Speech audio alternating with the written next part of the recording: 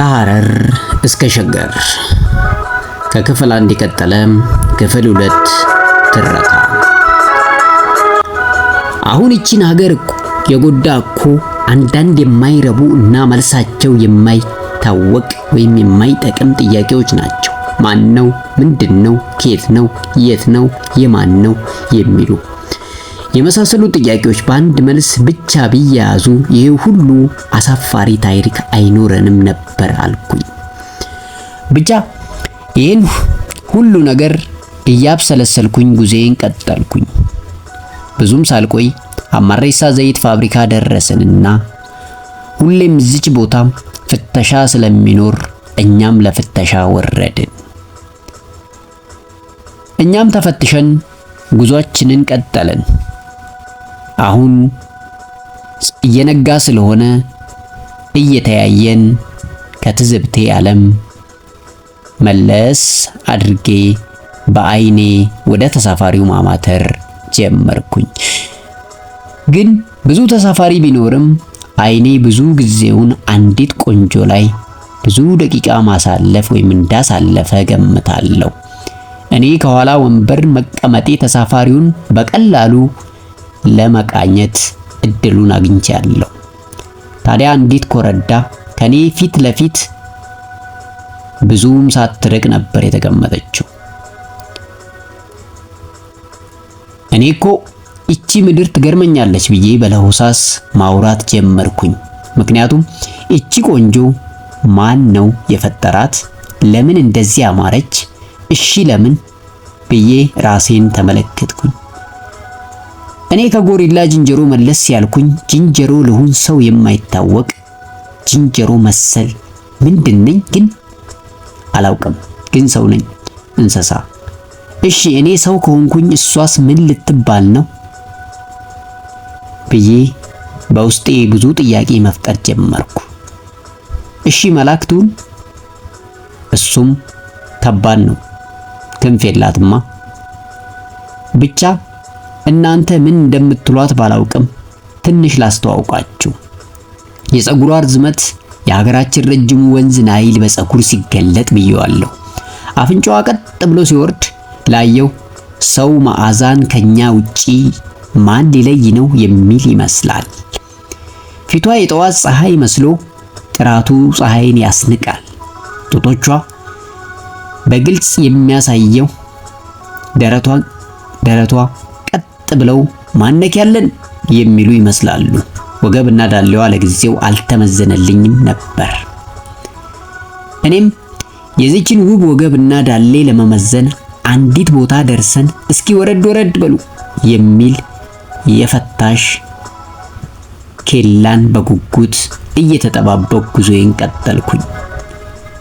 ፈጣሪ ውለታቸውን ይክፈላቸውና መንገዱ በየ100 ሜትሩ ላይ ፍተሻ አለው።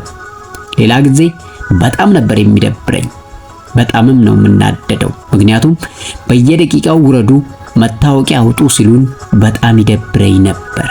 ዛሬ ግን ውረዱ ሲሉ እግዚአብሔር ያክብራችሁ እያልኩኝ ነበር የምወርደው ወይም የሚጓዘው። ታዲያ ህልሜም ተሳካልኝና ውረዱ ተባለን።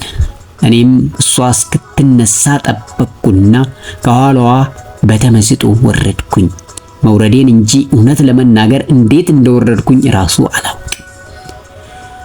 ታዲያ ለማየት የጓጓውለት ወገብና ዳሌ አይኔን እዛው ይዞት መታወቂያ የለክም በማለት ትንሽ አንገላቱኝ ይመስለኛል። የሚገርመው ዳሌዋና ወገቧ በፍጹም የተለያዩ ነበሩ። የወገቧን ቅጥነት ያየ ውይ አንጀቷ እንዴት ተጣብቋል ብለው እናቶች ከንፈር የሚመጡላት ይመስለኛል። ዳሌዋ ለብቻው ቅርጹን ይዞ ተቀምጧል። ወይ ጉድ! ስፖርት ነው ወይስ ምግብ ግን እንዲህ የሚያደርገው እያልኩኝ ከመኪናው እልፍ ብላ እንደቆመች እኔም ጠጋ ብዬ መመሰጥ ጀመርኩኝ።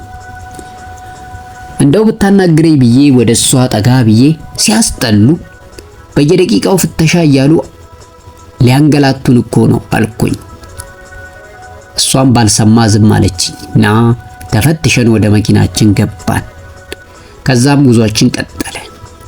እኔም ውበት እያደነኩኝ ስፈልግ በፈጣሪ ማዳላት እየተማረርኩኝ እንደው ስራ ሳልፈታ እየተጓዝን ነው።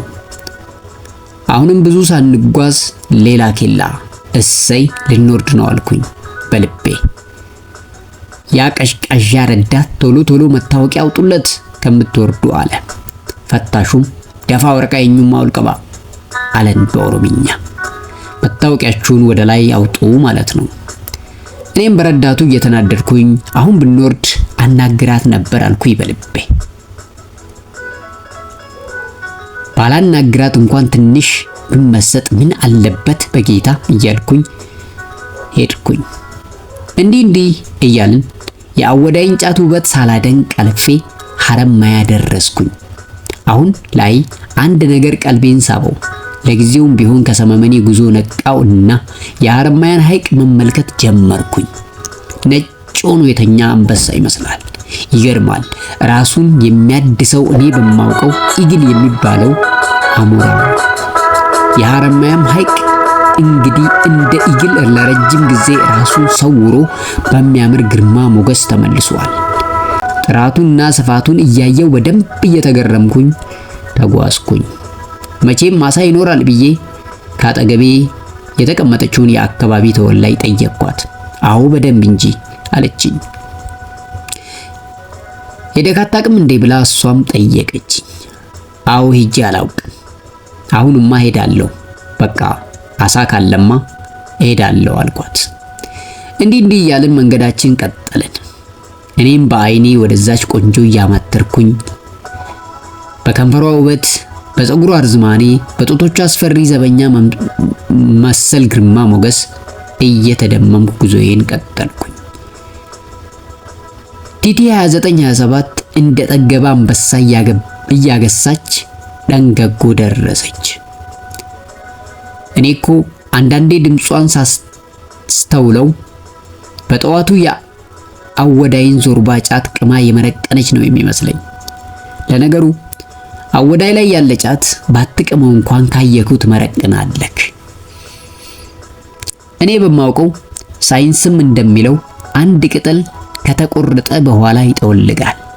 ነገር ግን የአወዳይ ጫት በሰው ትከሻ ላይ የበቀለ ይመስል በጠራራ ፀሐይ ራሱ ዘንበል ሳይል እንዳማረበት ነው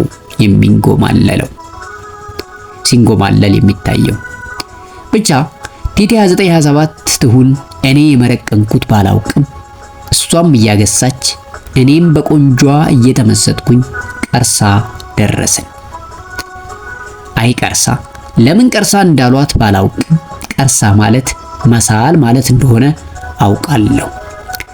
ያው የገበሬ ልጅ ስለሆንኩኝ ብዙ ጊዜ መሳልን እጠቀመው ነበር። መሳል ለገበሬ በጣም አስፈላጊ ድንጋይ ነው። ምክንያቱም ብዙ ጊዜ ለስራ የሚጠቀሙበት መሳሪያ ጉልበት ሲያጣ ጉልበት ይሰጣቸው ዘንድ ስለት የሚያወጡት በመሳል ነው። እንደነ መርጠቢያ፣ ሜንጫ፣ አካፋ፣ ቢላና የመሳሰሉት ተጨማሪ ስለት ሲያስፈልጋቸው መሳል ያስፈልጋል።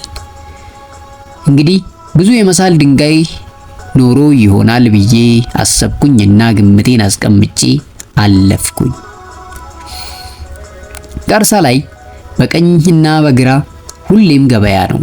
ግማሹ ቲማቲም፣ ሌላው ደግሞ ድንች፣ ግማሹም ሽንኩርት፣ ግማሹም ደግሞ ጫት ይሸጣሉ። ትናንሽ ሴት ልጆች ደግሞ በመስኮት እየተንጠራሩ ባቄላ፣ ዘይቱናና ሽምብራ ቆሎ ለመሸጥ ይረባረባሉ። ድንገት መኪናው ከተከፈተላቸው ዘለው በመግባት ለተሳፋሪው ይሸጣሉ። መኪናው ቆመም አልቆመም ለነሱ ጉዳያቸው አይደለም። ምክንያቱም ከቀርሳ ላንጌ ደርሰው ከዛ ደግሞ በተመላሽ መኪና እንደሚመለሱ ያውቁታል።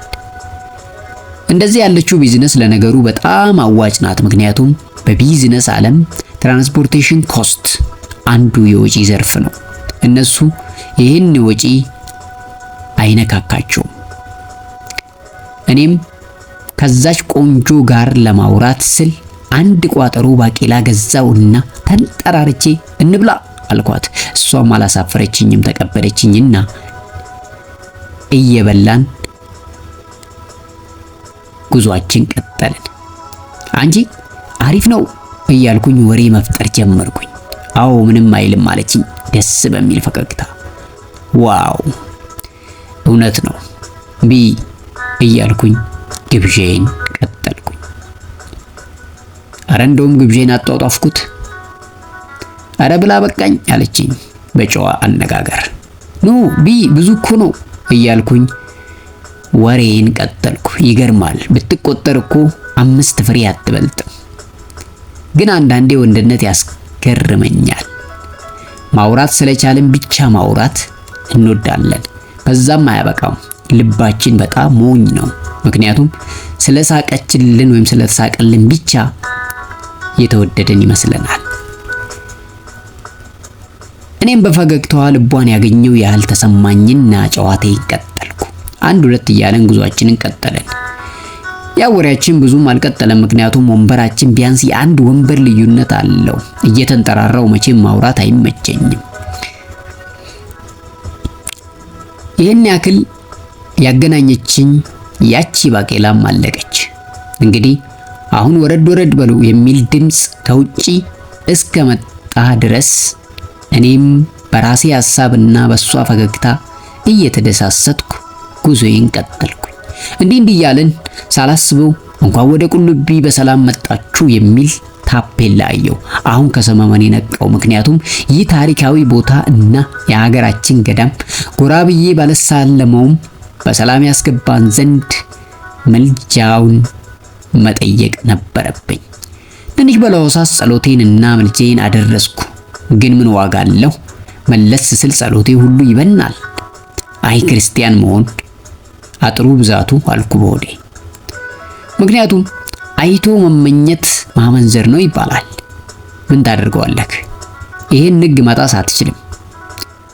ግን መቼም ለዛሬ እሱም አይፈርድብኝም ብዬ አስባለሁ። ምክንያቱም የሱም ፍጡር ማድነቅ መቼም ክፋት አይሆንም ብዬ ራሴን አጽናናው። ከሆነም እንግዲህ ራሱ ተጠያቂ ነው። ማን እንዲህ አድርጎ ለአዳም ፈተና እንድትሆን ፍጠር አለው ብዬ ትንሽ በወቀሳ ሸንቆጥ አረኩት። አረ ወገን እንተሳሰብ እንጂ እንዴ! የሚያስቅ ነገር እያወሩ አትሳቅ ማለት ክፋት አይደለም ብዬ በሐሳብ ከራሴ ጋር ተሟገትኩ። ክፍል 3 ይቀጥላል።